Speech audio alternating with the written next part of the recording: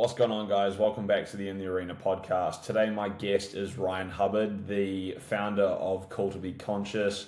Guys, this conversation with Ryan today is truly incredible and it's quite profound. I had a really incredible experience during this where having this conversation that made me reflect in my own life and what I do, the decisions I make.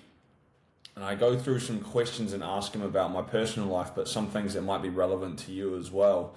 And look, Ryan goes into his story about his journey, what led him into starting his business, exploring things in the health and wellness space, using breath work as a mode of healing and how to help other people transform in their lives as well.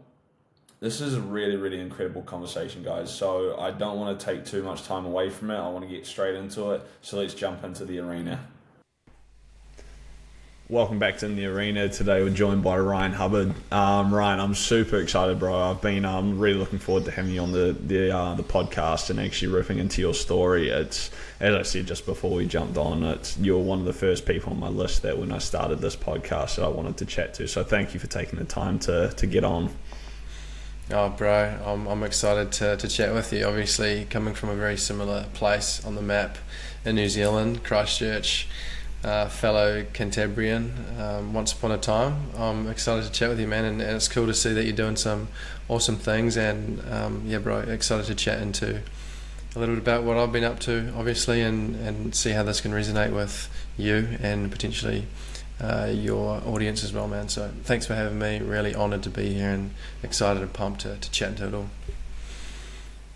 Oh, I appreciate it. Yeah, so mate, my first question is for you. It's actually, so what do you do and why do you do it? Oh man, big question. How can I encapsulate this into and break it down in a way that, you know, isn't going to take 3 or 4 hours?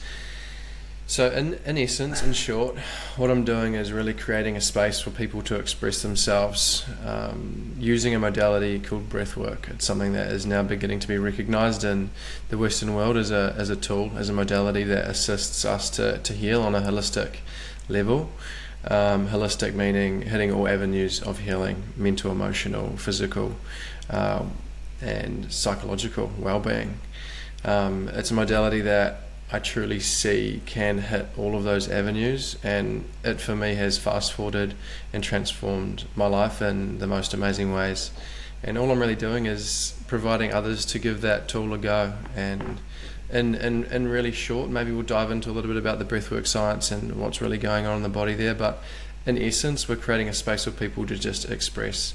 Why? Because it is the most fulfilling thing. Being able to see someone come in with a sense of contraction or a sense of overwhelm, stress, and giving them the ability to really decompress and offload some of that turbulence, stress, or weight that they may be carrying on to or holding on to from work, relationships, environment that they may be even unaware of, is pretty profound. Seeing that in real time, seeing someone come in and then leave a completely different person with a new sense of openness, a new sense of calm, a new sense of clarity is pretty cool. And I've seen some amazing things come from the workshops that I hold, the stillness sessions that I run, and not only that, like business, relationships, all sorts of amazing things be spawned and grown from that. So yeah, man, that's a bit about the why. You know, we can roll deep a little bit more if you want to, but that in essence is what I do and why. It's yeah, that I guess is it.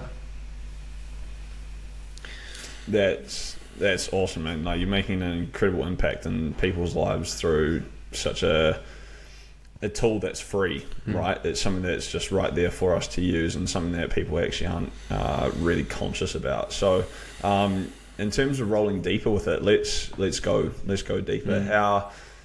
How did you get started, and what was the process that led you to the introduction of healing and to go down this path? Yeah, man. So for me, it was a long, ugly path of avoidance, self-destruction, self-sabotage, and really running away from what was happening inside my body, what was happening inside of my mind, using substances, alcohol, as coping mechanisms, really, to run away from the internal turmoil or stress that was at play or circulating through my system. And really the beginning, or the catalyst of the beginning of the journey, was breaking down and having a severe panic attack, which I guess led me to a place in a state inside of myself where I thought that was it, then that I was going to die in that moment. And for me, that was terrifying. I was scared for my own life, in essence. And in that moment, it was also really humbling, humiliating, and vulnerable, because for the first time ever, I'd actually allowed myself to express how afraid I was of my own thoughts, of my own self. It was such a profound moment that I will never forget, looking up at my best mate, just saying, bro, I'm actually so afraid of what's going on right now. I don't know what to do about this. I don't know where to start, but I'm really afraid to be on my own right now. So please don't leave me. Please stay with me right now as I move through whatever I'm moving through. I can remember having tetany, cramping of the hands. They turned blue, tight face, kind of what I would use to identify those sensations or those experiences now as hyperventilation and tetany, which is called, this is what the psychological, physiological description of cramping of the hands is called. It's called tetany. It's when we blow off excess amounts of carbon dioxide, we can't control the breath, and our muscles shut down, they tighten up. And that's what I was experiencing. I had no idea what was going on. So you can imagine being in that state, not knowing anything about what I'm experiencing. It was terrifying. And that led me to this point of acceptance that, hey, I'm actually in a really bad place, and some of the thoughts that are rolling through my mind aren't healthy. But really, and I feel a lot like many men in particular, didn't know where to start, didn't know how to help myself, I didn't know who to go to, and it was really a matter of figuring all of that out on my own. The first thing I did was actually went back to my mum's house. I flew home. I was on the first flight out of Wellington.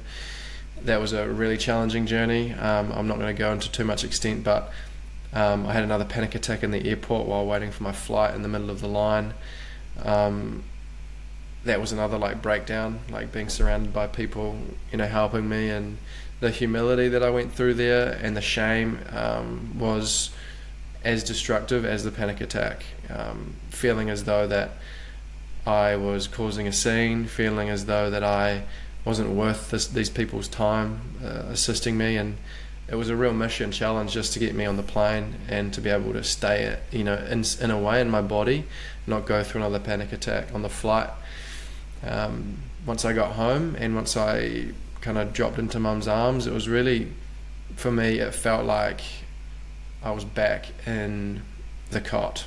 I was back in preschool, and mum was holding on to me, and it really gave me this opportunity to soften into this part of me that was yearning to be held for so long.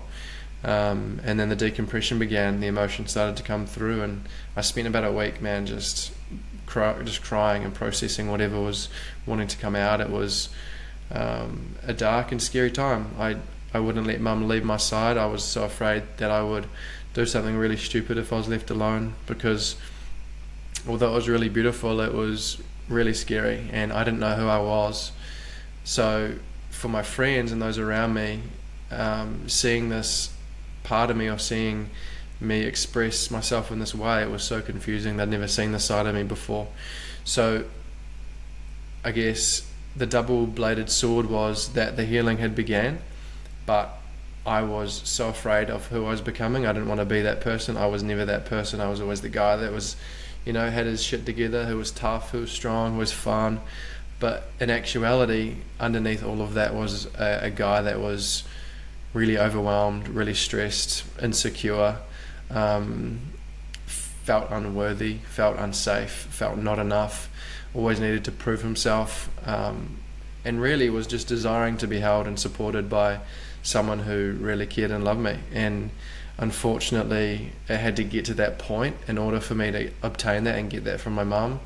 I didn't have the awareness or emotional intelligence to say, hey mum, like I really need to be supported, or hey bro, can you just hold me here for a moment? I've got some stuff coming up. Like, can you just witness me in what is arising and hold me through it so I can process safely? Because man, I didn't know how to process, and unfortunately a lot of people in the world don't know how to, and it comes out in a really unconscious, unhealthy way, and that's in the form of physical abuse, manipulation, substance abuse, physical alterations, self-destruction, self-inflicted pain.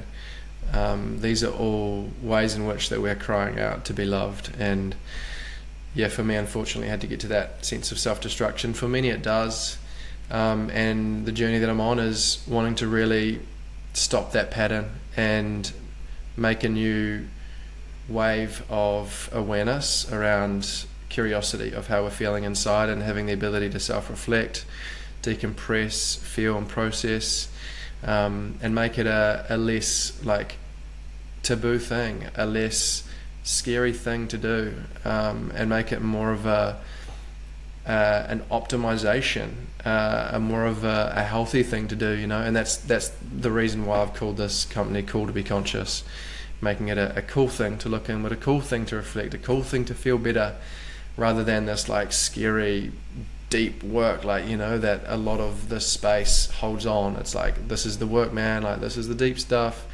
It doesn't need to be like that. It can be light, it can be gentle, it can be fun, it can be playful. It's such a balance, man.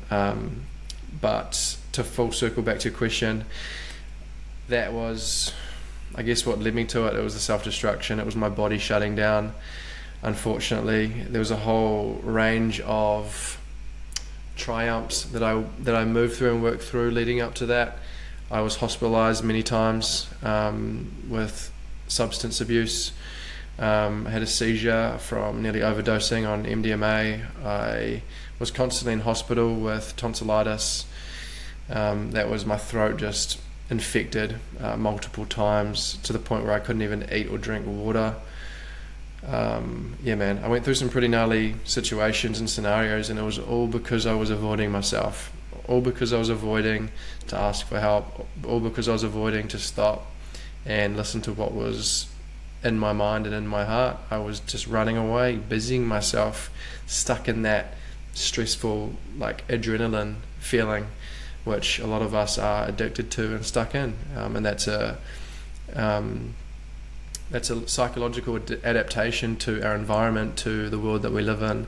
And unfortunately, the nervous system is getting caught out, and that's what leads us into these states of illness, the sickness, the constant fatigue, the overdrive, the feeling of burnout.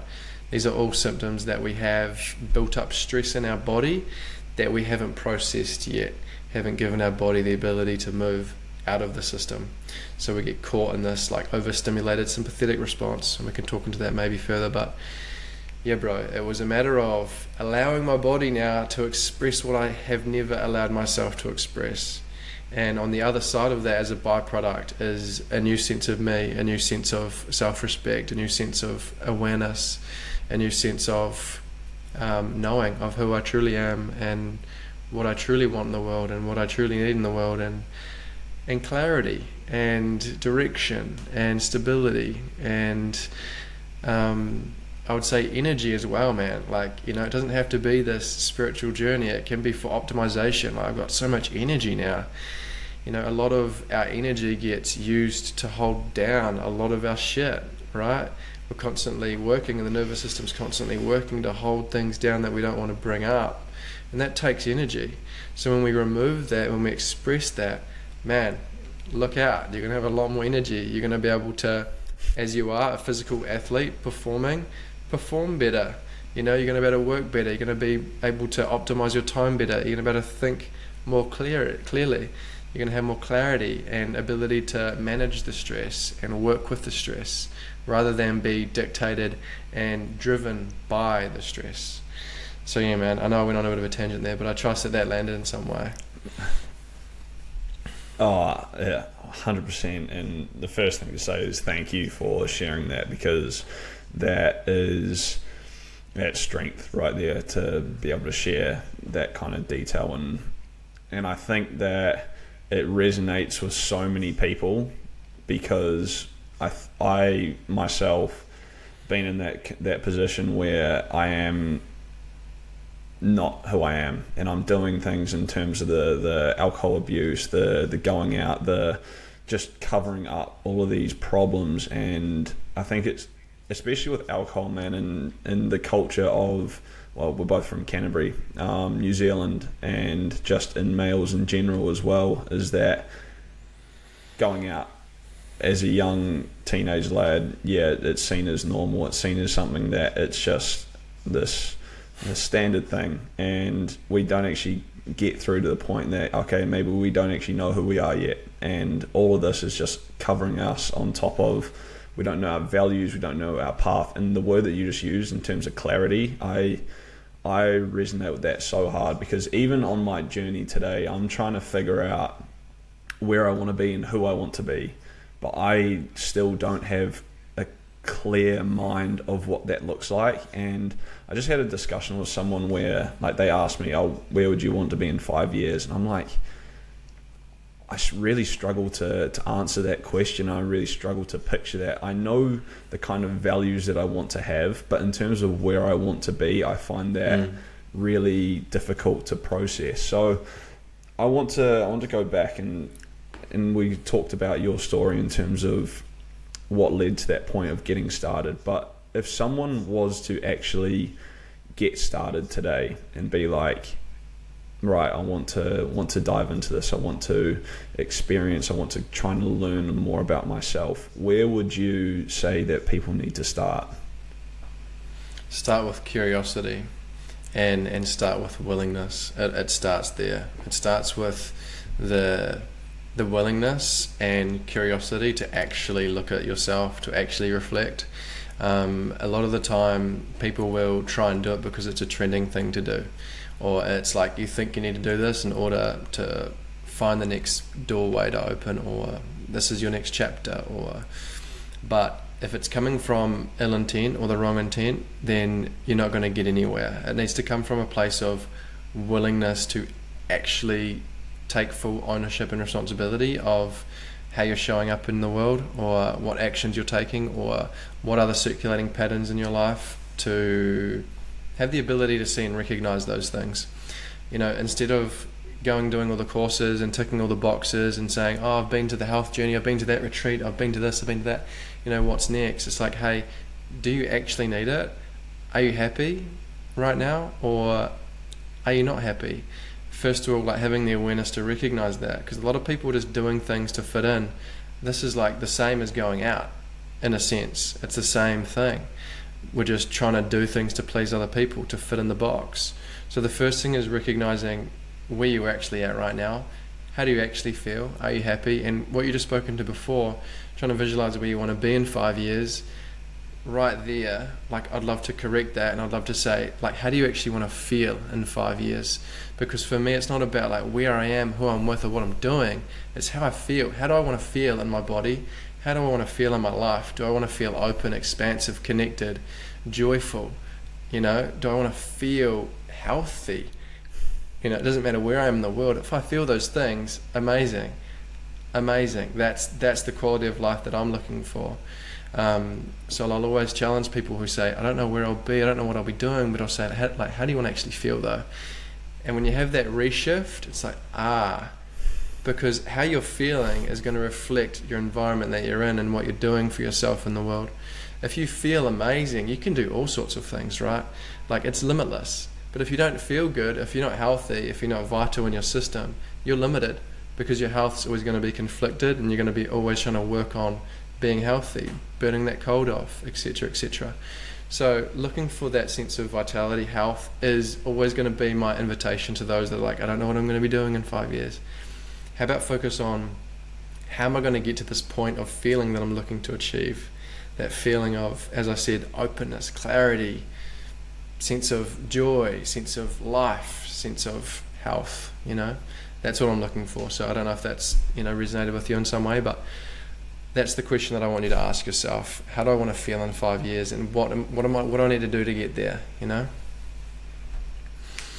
Yeah, that's actually profound. That's a profound thought for me, because I think that with a lot of thinking of the future, which with asking ourselves questions that we don't know, can lead to this anxiety and feeling like I need to be here and then I'll be happy, or I need to, and something for me personally that I've shared recently, but it's like I've always chased this idea of being a professional footballer. And it's that label, right? It's like signing that one contract that makes you a professional footballer. That's how I'm going to be seen. And I came to myself this year and I was like, that's bullshit. Like, I don't need that to be fulfilled. I don't need that to understand my value as who I am as an athlete, as a person. So I kind of left that behind. And I'm like, if I can just be myself, I'll be happy with that. And that's what I've been looking at. But I still do get caught up in these things from time to time, like, okay, I need to be here, otherwise I'll be happy, and then I lose sight of what I can do in my situation right now. And I think that's just so common. Do you find that with a lot of people as well? It's like they chase that place or that thing, and instead of being like, okay, myself. Absolutely, man. And this is the evolution of the ego. Right, it needs to feel as though it's achieving something in order to validate its existence. So like the label of the professional soccer player, like that is part of yourself that is looking to survive in a way. It needs the attention, it needs to be validated, it needs to feel as though it's a part of something and worthy of something. Now, if I was to say to you, hey man, let's actually, you know, I work with people, I've worked with professional athletes before. If I was to say to you, let's get to a sense of feeling really good in yourself, with your movement, with playing soccer, with your daily habits, with the way that you're eating. Let's focus on like these fundamentals of actually cultivating that sense of life in your body. What will happen is the professional rugby player, that's going to be a byproduct to the level of feeling that you're feeling in your body, rather than attaining that certain thing and seeing that as the goal. That's going to be the byproduct. Same as those that are like, I want to manifest millions of dollars and I want to be a big business owner and I want to create, you know, all of these whatever they want to create in their business. I'm like, hey, how about actually focus on your health, focus on the connection that you have to your body, focus on finding that sense of feeling. The byproduct will be the business influx. It'll be the money that comes into the bank account. Because the more energy that you're creating with your body, the more that you're creating, putting out to the world, the more energy that will come back to you so you can create more. That's just how manifestation works. It's not something that we need to look to attain. It just happens. It happens as a byproduct as we evolve as a being, in our feeling, in our felt sense. Like Dr. Joe Dispenza talks about this at depth, but that's something that I'd like you to, you know, challenge yourself on as well, and know that the professional soccer player thing, that'll come, bro. That'll come and that'll happen when you just start living to feel alive rather than living to attain a certain thing, right? Living to feel alive. That's such a good way to put it. That's powerful in itself, isn't it? Like just that mindset, living to feel alive instead of feeling like you're here to just achieve a certain thing, just to be able to feel and experience what we're actually here for. That's so real. And I guess that comes back to your business title of conscious, right? Called to be conscious, and it's just that daily awareness and that moment to moment. I guess that's something that I genuinely struggle with as well, is actually being present and being able to be aware in moment to moment instead of really thinking about what's next, what else do I have to achieve. I struggle a lot with feeling like I'm not doing enough. Have you, like you said that you've worked with a lot of athletes before, have you dealt with people who feel like, in terms of high performance, where they really struggle with there's other people maybe doing more than me, and I feel like I'm not doing enough to get better or to be better than my competition? Yeah. Oh, bro, absolutely. And I too go through the same shit. I too go through the moments where I feel I'm not doing enough, and I recently have caught myself out needing to do more, thinking I need to do more, validate what I'm doing, prove myself in a way. And that's come from the recent changes in CWC, me taking over full responsibility and ownership of it as a business. There's been parts of me now that are like, all right, I've got to prove my worth that I can lead this thing. I've got to prove who I am to make sure people feel supported and safe to trust me and my actions and the way that I deliver and what I hold. So man, know that it's normal. I get called out too, and in terms of high performance athletes, 100%. The reason being, the egos are a lot more strong in the high performance athletic world. Why? Because it's competitiveness, it's our competition. So of course it's going to be a more realistic symptom of the ego wanting to better itself. 100%, and always bringing perspective into it as well for those that feel as though they're not doing enough. It's like, hey man, actually just stop for a moment and reflect on what you've achieved over the last year, and that's when they go, oh man, I've done a lot, and reflecting to them that they're in the top 1% of the world that are performing at this level or doing what we're doing, and it always comes back to that, having perspective and having compassion for what you've already achieved and whatever you're doing already in the world. And something that I've always resonated with is, in order to move forward, we sometimes need to slow down. Slow down to speed up is a great quote, slow down to speed up. And what I mean by slow down is giving that monkey noise, that cognitive thought, that anxiety that you're talking about, that always judges, that always criticizes our doings, that thinks we're not good enough, thinks we've slacked off, thinks we're not working hard enough. Slowing that thing down by using the tools that I teach, breathwork in particular, to basically alter that whole physiological state in our brain. We slow down the brainwave states. We basically switch off the prefrontal cortex, which is our frontal lobe. This is where the ego resides, where our anxious thoughts reside. We switch that off, come back into resonance with our body. We put ourselves into a meditative state, and this is where in the spiritual realms, they call it our higher self. What I'd like to call it is like your truest self. It switches off this thing and you come back to your truest form of self.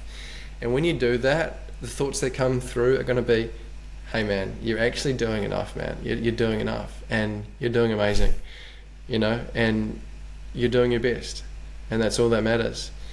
And it's profound to see the shifts in people as we switch that thing off a little bit, bring it back down, drop us back into a lower brainwave state, and feel that sense of connection to our truest self.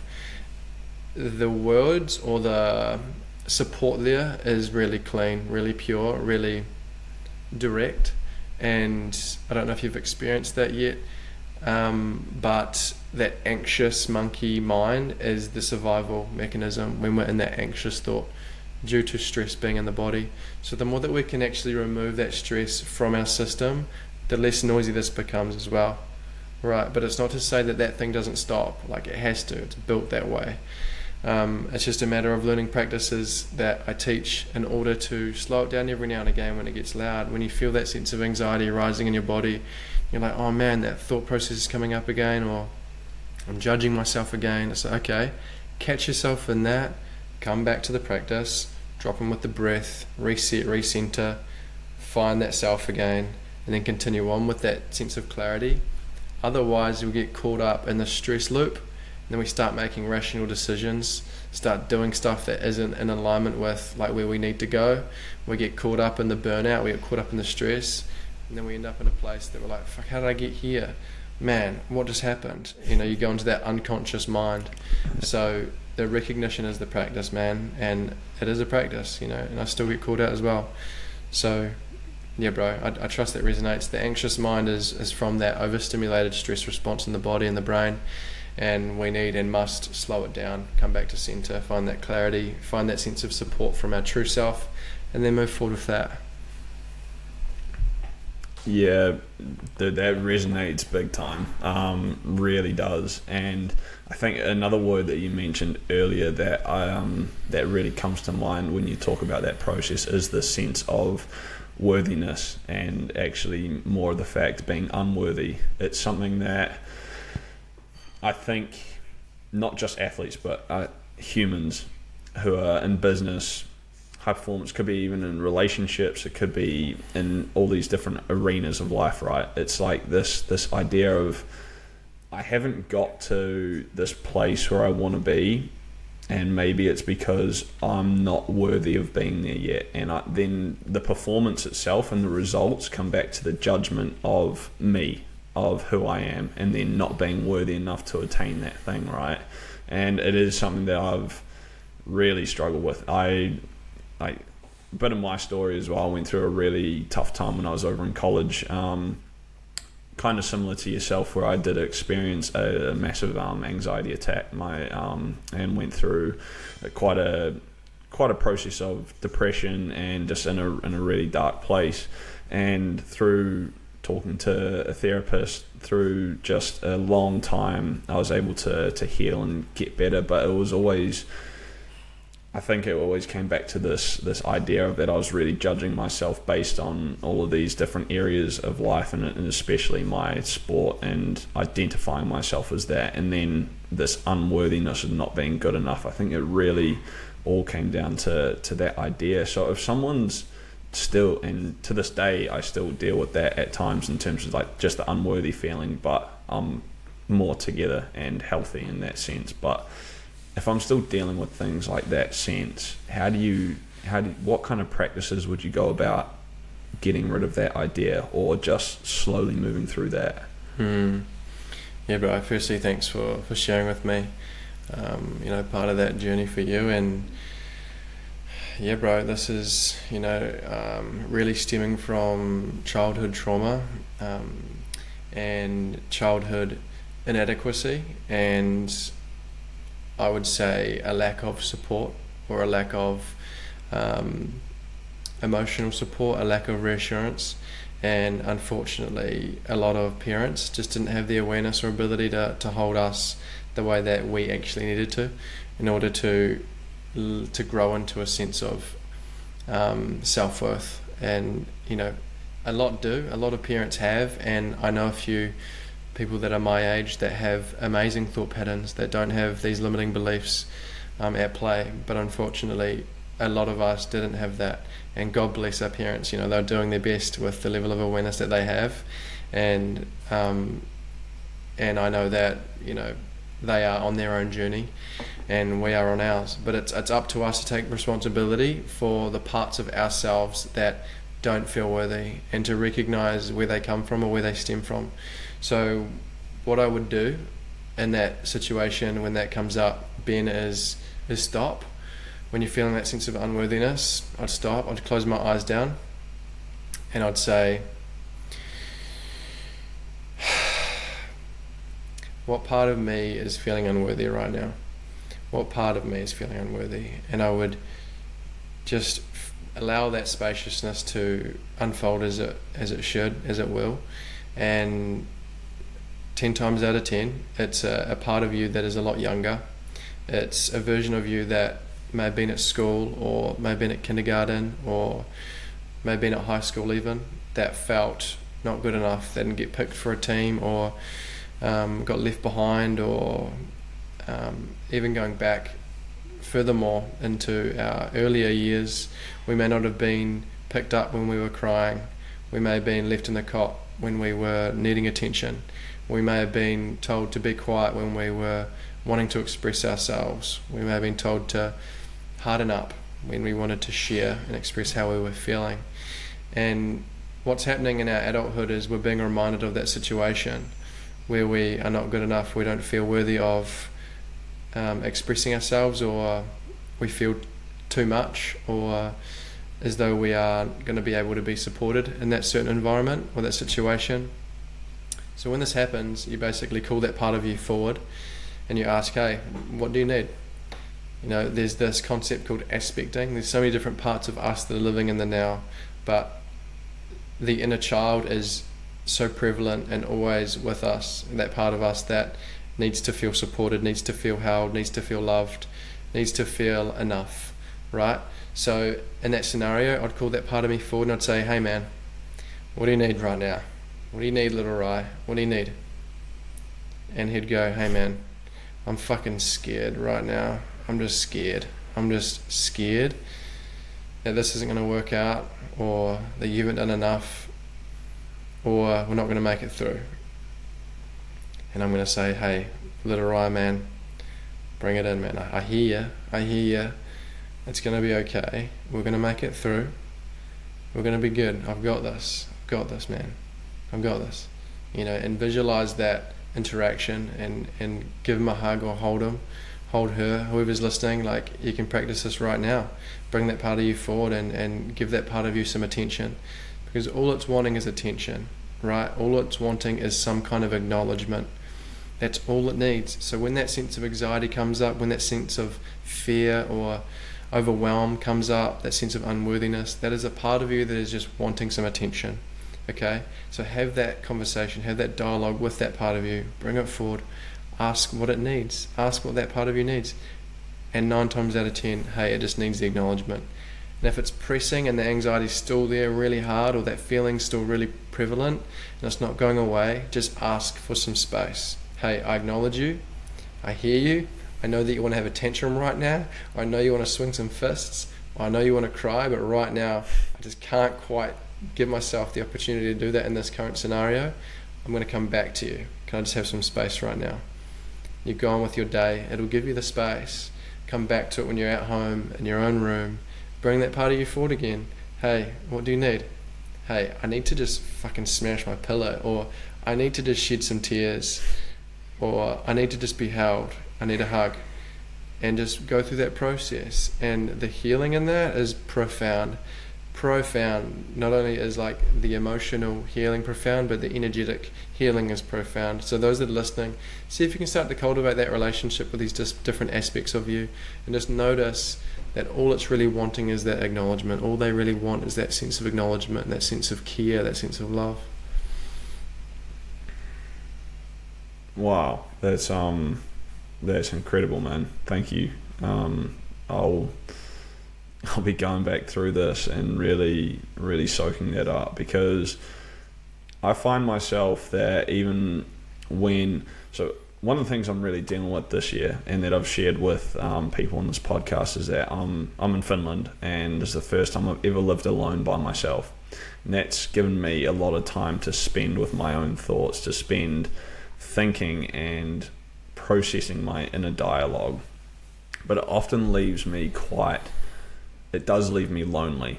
And just because I'm alone doesn't mean I'm always lonely. It gives me an opportunity to be in solitude, which is great, and I've realized that. But oftentimes I do find myself getting lonely, and then I find myself trying to validate myself either through mostly on Instagram, mostly through trying to put out content, and then scrolling and being caught in this trap. And then constantly, I told my sister the other day, I'm actually about to the point where I'm going to let you run my social media, because I am so sick and tired of just being on it all the damn time. And for me, man, and then it comes down to like my nutrition, you mentioned earlier as well. It's like if I can dial that in, but then I'll find myself craving like chocolate or some other shit just to fuel my time and take my mind away. But then always after the fact, you're like, this doesn't align with what I want to do, doesn't align with my goals, doesn't align with me being the best performer I can, and I feel like absolute shit. And I find myself in this kind of cycle and loop. So is that a similar process as well, where you just got to think, why am I craving this right now? Like, and then take you back to that point, and then just have that that continued dialogue with yourself. Yeah, absolutely, man. So those that are, resonating with Ben here on the food, like the food is not the issue. That's just a coping mechanism to avoid what is coming up for you. Like food releases all the good feelings in your body that makes you feel good for a moment in time. Of course, if it's full of sugar and all sorts of other crap and additives, you're going to feel like absolute shit afterwards. It's like going to be like a hangover anyway. So if you can catch yourself in that process of craving some sugar, or craving an ice cream, or craving some chocolate, when you know that you don't want that, I want you to instead just sit with what is coming up in your body, because your body's trying to cope with what it doesn't want to feel. So the coping mechanism is actually a super intelligent response. It's not a bad thing. It's just a really intelligent response because you don't want to feel what's coming up in your body. So when that starts to happen and you catch yourself in that process, rather than going for the chocky, just sit with yourself. And as I said just before, go through that process. Hey, what is it that you need to feel right now that you don't want to feel? And create the space, create the safety. It's called resourcing. So what I mean by that is find yourself in a quiet space, in a quiet room where you feel physically safe. Close the door and just close the eyes down and just begin by feeling into the sensations in your body. Like, where's this stemming from? And if you can point it out on your body, because you'll be able to feel the physical or energetic sensation in your body, whether that be in your heart, whether that be in your belly, whether that be in your throat, whether that be in your hips. A lot of emotion and stress is stored in the hips and lower back. That's why a lot of people have lower back issues, and unfortunately a lot of hips are overweight, and we hold weight around the hips. There's a lot of anger and rage and those kinds of emotions stuck in that area. It's in conjunction with the root chakra.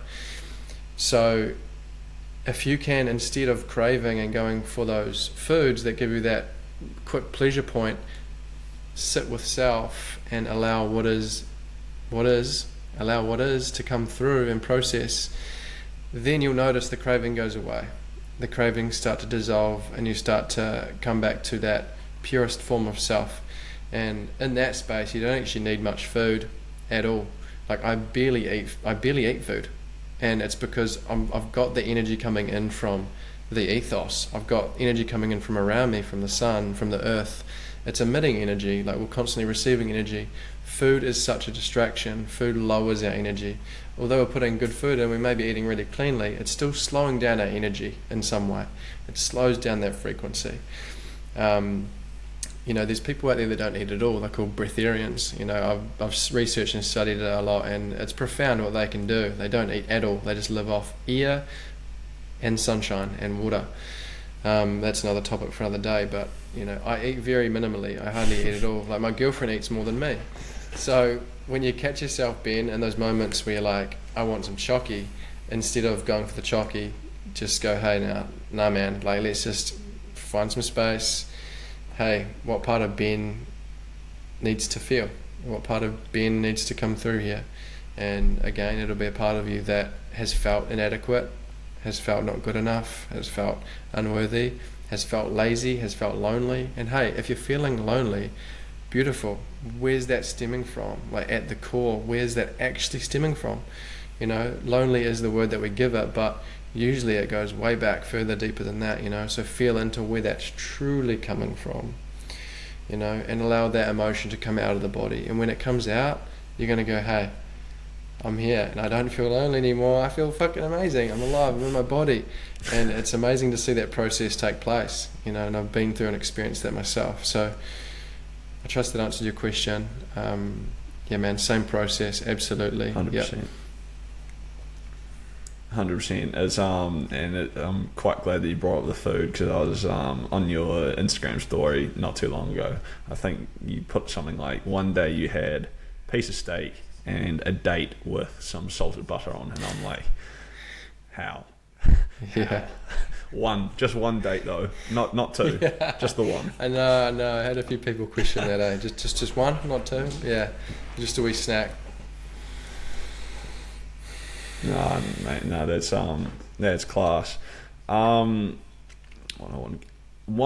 was a keyword, right? I was on the Call to Be Conscious website, and I was looking through what you guys do as your business, and I'll let you kind of talk about the different things that you guys do. But there was one key phrase that I've been using quite a lot in this podcast as well, and it's the idea of our potential and what that is, and how we can maximize it, and how we actually fulfill that.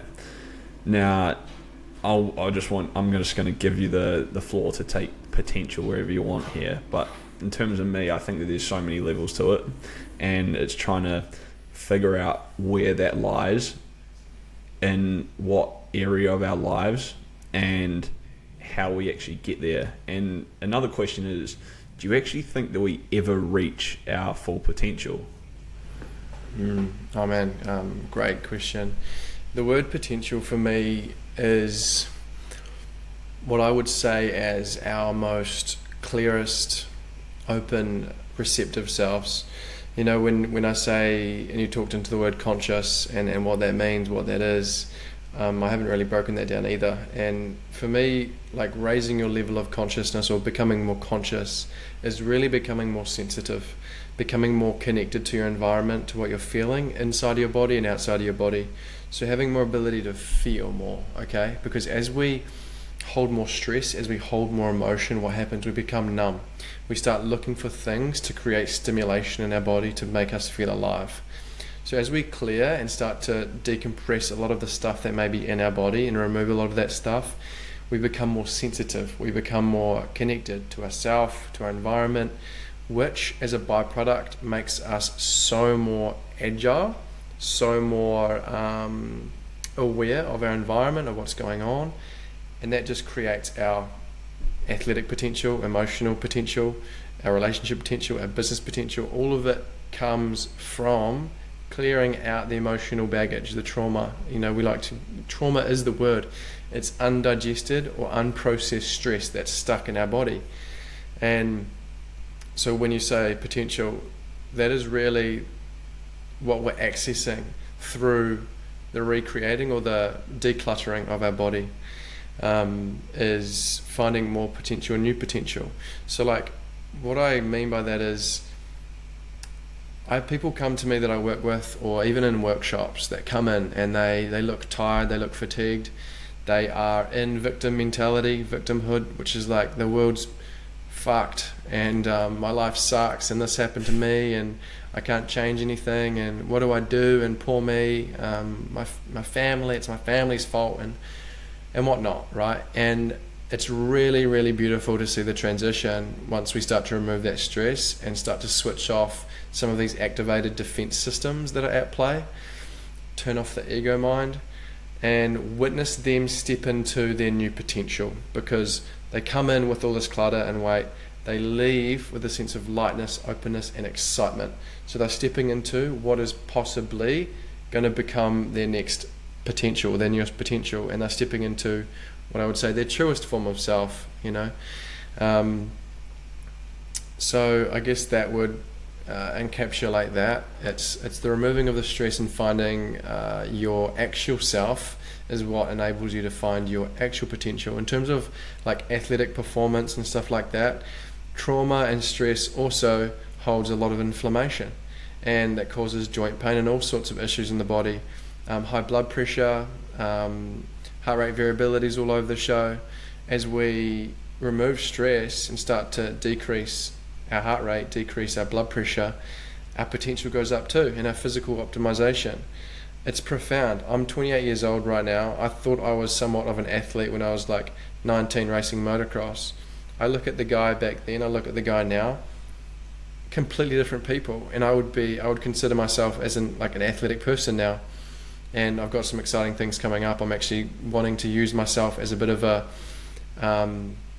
testimonial or a practice dummy, because I want to push my body to its hopefully nearly fullest potential and see what I can do in this thing. And I want to pick up the motorbike again and see what I can create with a new sense of breath awareness, mental awareness, body awareness.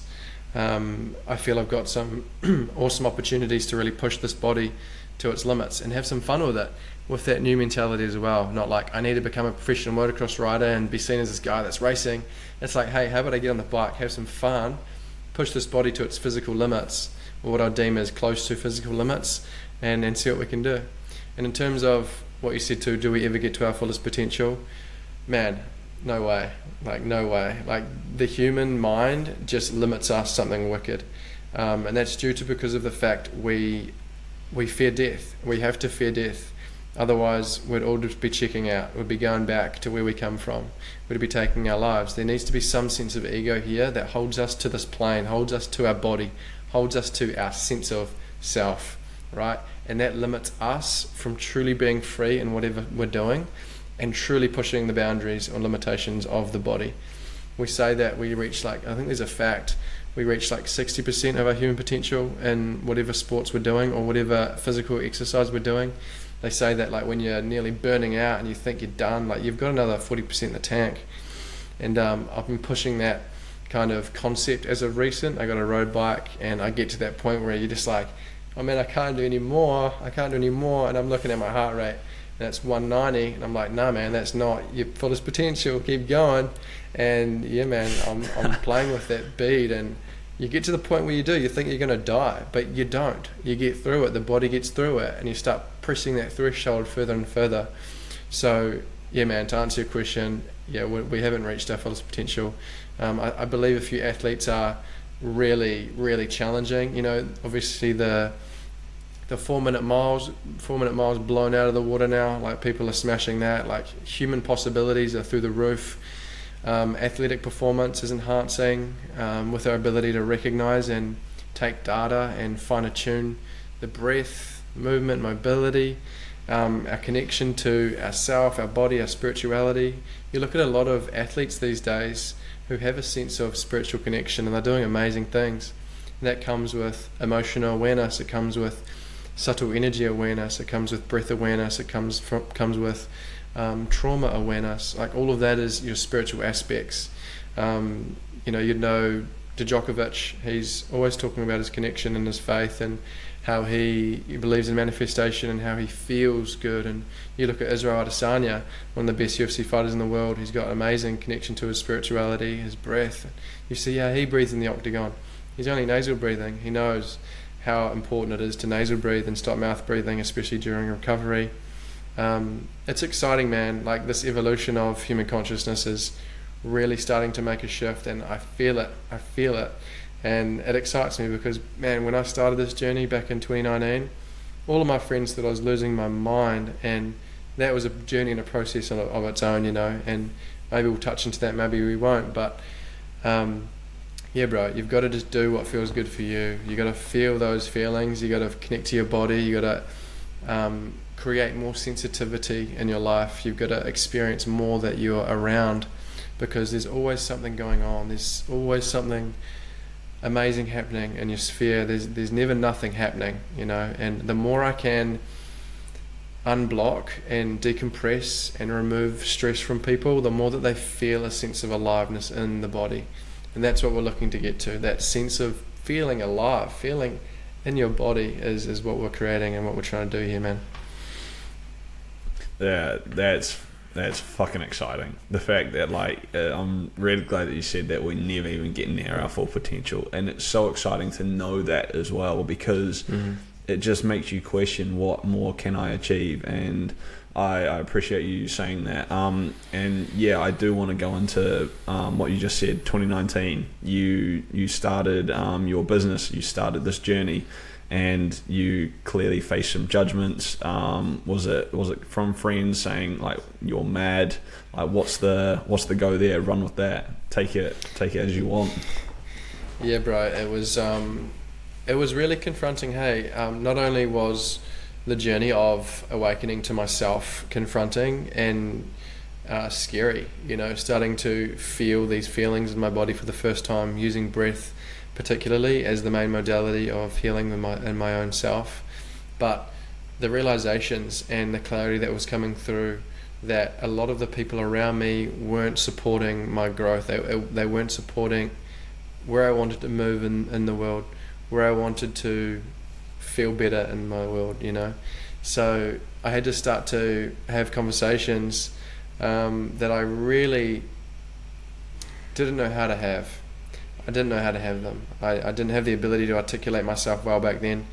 When I reflect on myself back in 2019, I'm a completely different person. I didn't have much flow in my voice. I didn't have much trust in my own voice, in my own word, and I really didn't know how to voice myself. So what I did was created space, and I started to just back out of these friend groups that, were surrounded by people who wanted to go out drinking, wanted to go out partying, focus on New Year's, work 9 to 5, go out Friday, go out Saturday.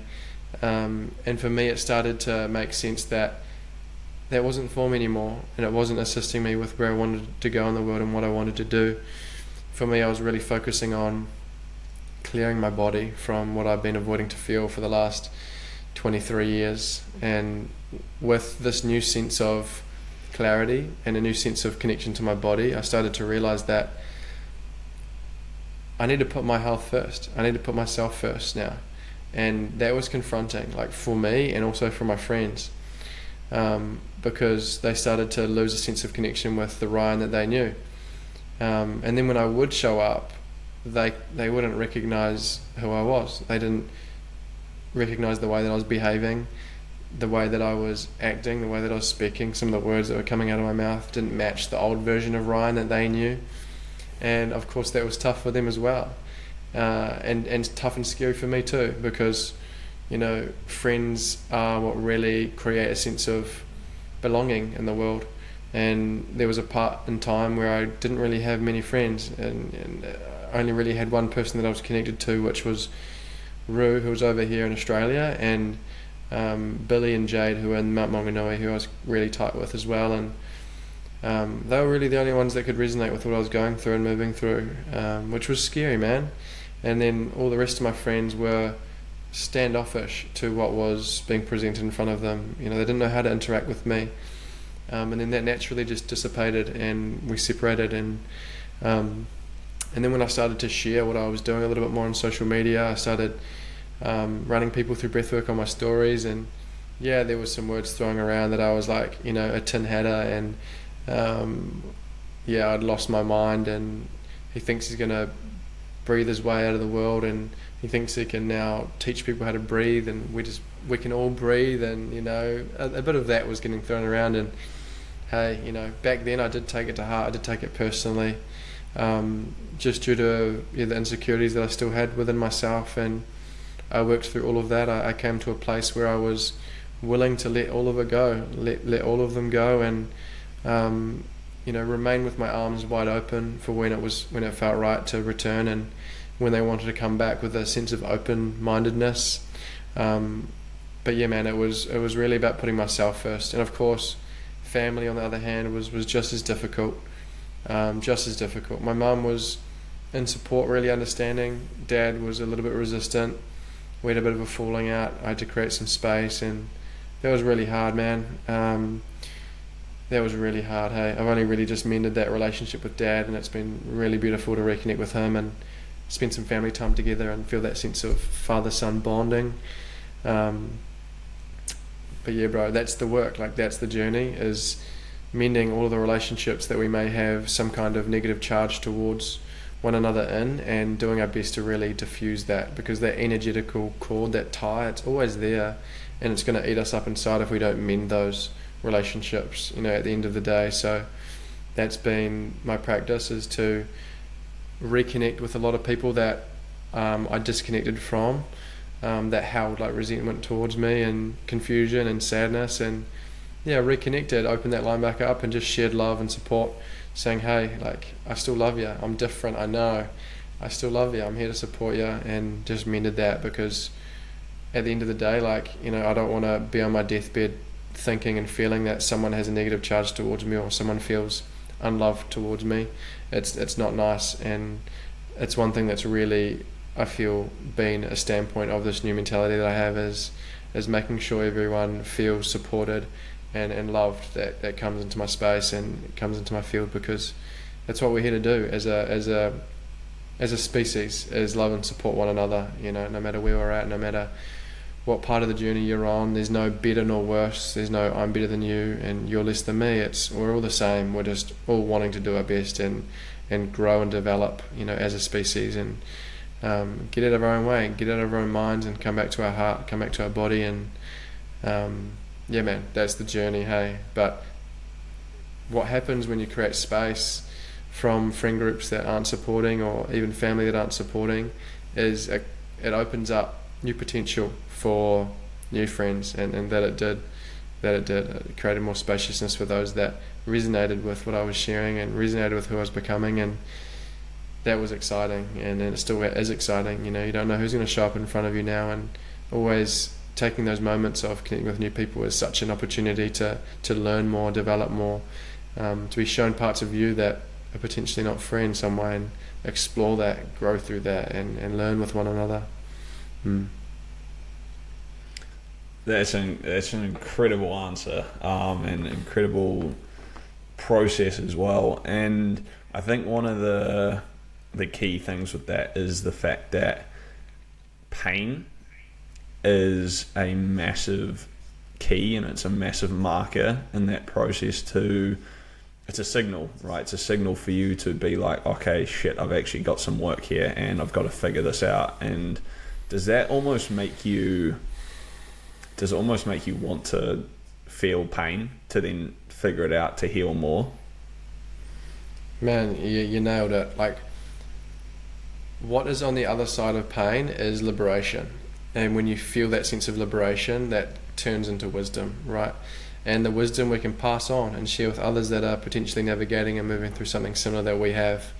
So yeah, it begins to become exciting to be triggered, or to be challenged in situations and scenarios. And you know, I've come from a background of farming, driving tractors, being with no one, not having any kind of sense of public speaking skills or communicating or any of that manner of leading in any capacity. And now here I am, you know, I stood in front of 1,500 people at our second birthday on the beach on the Gold Coast and presented and took people through a flow. And where's that come from? It's come from leaning into those moments that are triggering and going, hey, like, where's this coming from? Why is this creating some sense of discomfort? And again, bringing that part of me up that is fucking terrified and going, bro, I've got this, man. Like, we've got this. We'll get through this. We'll do this together. You know, what do you need to feel right now in order to let this go? Okay, it's some tears, or it's you need to punch the pillow, or you know, what happened back at school when you went to publicly speak and someone was like, loser, what came up for you there that you didn't get to express or share? And that's usually what's blocking you from doing it in your adulthood. It's wild, man. The connection is wild. So yeah, man, processing and diving into those triggers to create that liberation and freedom in yourself furthermore, in all aspects of life. And this comes up in many different areas, you know, especially in relationships. Those triggers, those moments that are uncomfortable are beautiful moments to create more freedom and liberation in yourself, and also more depth and connection with your partner. And a lot of people get to that point of trigger or discomfort in relationships and bail. That part of them that's coming up and saying, no, let's get out of here, man, like, this is getting too much. They usually allow that part of them to rule and dictate, and then you bail, and then you lose that opportunity to really sit with, feel, and process through where that blockage is. Because when you move through it, liberate together, man, it's such a beautiful practice, and you grow in yourself and you grow together as a couple too. I'm only giving that example because I've been rolling through some stuff with my girlfriend recently, and on the other side of that process, that challenge is such liberation and deeper connection and love for one another. Wow, that's amazing. It makes me reflect in myself, and when you're not conscious of the opportunities and the processes that are available to actually heal through those and to actually work through those, it makes you question, what could I have done previously and where could things be, which is quite an interesting question to ask. But at the same time, I genuinely believe that things happen for a reason, and timing is quite important at the same time. And look, man, I know that you're busy and we've been going on here for quite some time. So I just want to wrap up with asking you about Call to Be Conscious and the business. So what are the things that, like you just talked about, you spoke in front of 1,500 people and you ran a flow session, which is amazing. And to have that amount of people in one place, breathing, healing, and a spiritual connection with each other must have been an incredible feeling, and the vibe of the place must have been immaculate. But talk about what you guys do as the business and what like the kind of processes and things that you run as well. Yeah, man. Thanks for giving me the opportunity to. the main focus is community. It's creating a space for people that are like-minded or that are having these curious questions in themselves. They're like, is there more to this? Or what can I learn more about myself? Or are intrigued to lean into those triggers that are arising in their life, or that have caught themselves in patterns and behaviors that keep circulating, whether that be the toxic boyfriend, the toxic girlfriend. Why do I keep getting cheated on? Why do I keep getting disrespected? Why do people keep shouting at me? Why do I feel as though I'm never enough? Those that are having those kind of circulating experiences, giving them a space and a place to feel as though they're not crazy, and to be heard and to be connected with others that are moving through similar things, so we can support one another. That's the main goal, and that's what we're doing. We've created 11 communities now across Australia and New Zealand. They run weekend to weekend usually, and they run an hour session on the beach. We do breath work, we connect with one another, and then we drop into meditation. Not in that exact sequence, but the other three main pillars of those flows. And that gives the community the opportunity to decompress, man, at the end of the week, after a big week of work, and they roll into their weekend with a sense of lightness, a sense of clarity. And that's just a really awesome introductory flow for people that are new to the space, or new to becoming aware of themselves, or learning about consciousness, etc. And we're trying to make that a really high vibe place, you know. It's not this like woo woo scary place. It's like, hey man, like I used to drive tractors, I used to be a painter, and now here I am teaching about this. Like, you know, I'm normal too. So bridging that gap between accessibility within spirituality and normality is the goal for those on those beach sessions.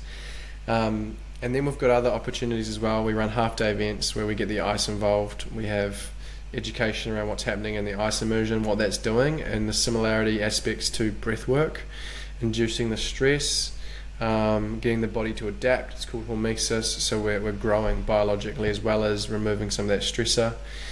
And then we've got the full day events as well, man, that I'm about to do a tour in beginning of next year. I'm going to do a full tour around all the communities here, and I'm going to roll to New Zealand and do the same thing.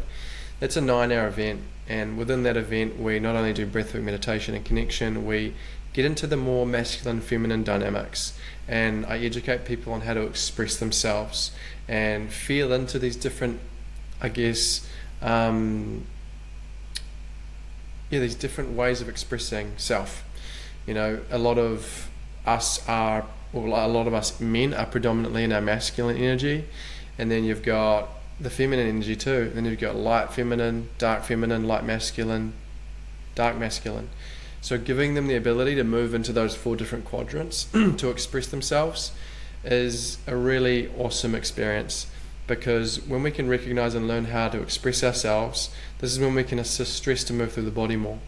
And if we don't express ourselves in these different ways, they come out as shadow aspects, which is like the destructive pain aspects that cause pain in other people. And what you've spoken to before, when we are unaware of these patterns and behaviors, or unconscious of these patterns and behaviors, all we're doing to one another is hurting one another. Eckhart Tolle says it's the pain body just competing with the pain body. I'm like, how much can I trigger this person? I'm going to trigger you. I'm going to bring up your family now. Okay, now I'm really hurting you. And you're just trying to hurt each other more. And it's so sad, you know, but unfortunately, like, that's the way it is, until you become aware and conscious of yourself and go, oh man, I need to be responsible for what I'm saying here. I need to be responsible for how I'm feeling in myself, because that person shouldn't create any feeling of inadequacy or unworthiness or not enoughness in me. That's my responsibility. That's my shit. And if that person's triggering me about something, then there's something in that for me to work through and move through, right? So we talk into this more at depth during the 4-day events, and we roll deep in breath and meditation, etc. And on top of that, the practitioner training is really right now the crux of what I'm focusing on, taking people through the extensive processes of learning about breathwork science and physiology, recognizing how to help people on a somatic level to move stress, to what I would say renew and rejuvenate the nervous system. And this is what's creating the big shifts, putting practitioners out in the world that can assist with the healing of people in community, of people in their area. I've had now, which is really exciting. A lot of those that are in the modern medical model, I've got psychologists, doctors, nurses joining. I've got Reiki healers, yoga teachers, acupuncturists, all learning and obtaining what I do and what I share and what I teach, which is really exciting because we can diversify and bring more people out into the world to assist others that are somewhat like my old self or somewhat like you, that are holding on to stress potentially, that need to be able to release that and taught how to release that properly and safely. So I'm in the moment, but at the moment right now I'm in the midst of that. Intake 2, we're week 6, so I've got camp coming up. We do 10 weeks online and then a 5-day 4-night in-person retreat where we roll deep and immerse ourselves in the experience there, which is exciting. Wow. Man. So yeah, currently in and amongst that, bro. But I guess in essence, the vision is to create some centres in the future where we can get holistic practitioners in. You've obviously got all the tools and things to have fun with as well, the ice baths, the saunas, cryotherapy, you've got chi swings, you've got pressure pants, like all the fun stuff, I guess, to assist with recovery. But also on that same breath, you've got rooms where you can go and express yourself, smash rooms, scream rooms. You've got meditation sessions happening, yoga flows, you've got podcast studios, collaboration going on. That's the vision, that's the big vision, along with online programs as well. They're about to take places too, so that's exciting, man. So yeah, a lot going on, man. That's, bro, thank you so much for sharing that. I'm excited to follow along to see where that's going to go. Probably jump in myself and get involved, because today's conversation's given me a lot of things to look at myself, to reflect, to actually start processing, and I thank you for that. That I could, like, mate, I couldn't ask for more, because that's just what I want to go into and start figuring more shit out. And actually, now I know, and just consciously thinking of throughout this time, that I do need to go through some shit. So I hope that the listeners, whoever does listen to this, I know that they will get a lot out of that as well. So thank you for sharing. What I'll do is I'll put in the comments below the link to the website, the link to the Instagram page. Make sure that you guys go and check out Call to Be Conscious and what Ryan's doing, because he's making such an incredible impact on the world. And thank you for doing that, brother. It's my pleasure, and it's my responsibility too, bro. You know, that's why I'm here. It's what I'm called for to do and share, and I hope that I can resonate with some people. And amazing if I do, and also if not, that's totally sweet. And hey, all of these practices and modalities are self-inquiry tools, just to look inward, just to check in with yourself and be curious, stay compassionate with yourself, and also make it exciting. Like, Ben, I'm excited for you, bro, to sit with you and express and open up and explore these parts of yourself. It's exciting, man, and I can't wait to see what and how you evolve and transform too, man. I'll be following along your journey too, bro. Thanks for having me, man, and I really appreciate it. And yeah, all those that have checked in and listened and followed along, thank you. And enjoy the rest of your evening, and yeah, big love, brother. I appreciate it, mate. Thank you. Real quick before you go anywhere, I just want to say a massive thank you to Ryan for him taking the time out of his busy schedule to jump on and have this conversation. Guys, thank you for taking the time to listen, and I hope that you got value out of it, because I know I did. I really appreciate you guys tuning in, and trust me, if you get value from this, all I can ask is that you share with someone who you think might need some help, or they might need some of this advice. They can use some of this information that Ryan's given, and maybe it sparks some curiosity in themselves to go on this healing journey and explore more about them and their lives and help them to better themselves. So guys, massive thank you to Ryan, massive thank you to you guys. Really appreciate all the support, and we'll see you back here next time in the arena.